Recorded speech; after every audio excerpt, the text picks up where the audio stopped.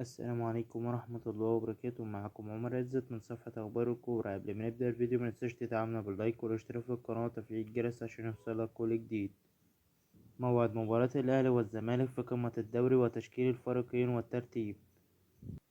يستعد كل من الأهلي والزمالك للمباراة التي ستجمعهم على استاد القاهرة الدولي ضمن منافسات الجولة العاشرة من عمر مسابقة الدوري، وهي قمة الدور الأول من المسابقة. الزمالك يهزم الاتحاد بثلاثية قبل لقاء الأهلي. حقق الزمالك الفوز على الاتحاد الاسكندري بنتيجة 3-0 في المباراة التي جمعتهم مساء اليوم الخميس ثاني أيام عيد الفطر المبارك على استاد القاهرة الدولي في اللقاء المؤجل من الجولة الثامنة لمسابقة الدوري الممتاز. الأهلي يهزم زد بهدف وسام أبو علي قبل القمة.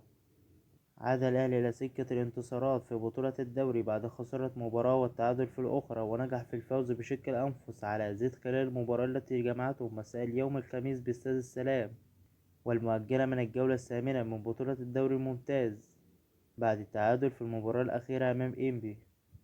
ترتيب الفريقين في الدوري قبل لقاء القمة: رفع الأهلي رصيده إلى 21 نقطة وارتقى للمركز التاسع في ترتيب المسابقة بعدما لعب 10 مباريات، حقق 6 انتصارات و3 تعادلات وخسر لقاء واحد، وسجل لاعبيه 23 هدف وتلقت شباكه 11 هدف. وارتفع رصيد الزمالك للنقطة 18 في المركز ال12 في جدول ترتيب الدوري بعدما خاض 12 لقاء، فاز في 5 لقاءات وتعادل في 3 مواجهات وخسر 4 مباريات. وسجلت لعيبة الزمالك 20 هدف وتلقت شباكه 13 هدف. تشكيل المتوقع للفريقين: تشكيل الأهلي: في حراسة المرمى مصطفى شوبير، وفي خط الدفاع عمر كمال ورامي ربيعة ومحمد عبد المنعم وعلي معلول، وفي خط الوسط قفشة وعمرو السولية ومروان عطية، وفي خط الهجوم حسين الشحات ووسام أبو علي وبيرسي تاو.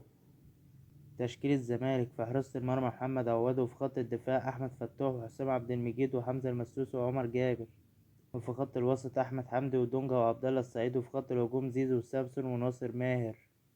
القنوات الناقلة لمباراة الأهلي والزمالك في الدوري: تنقل قناة أون تايم سبورتس مباراة الأهلي والزمالك في الدوري المصري.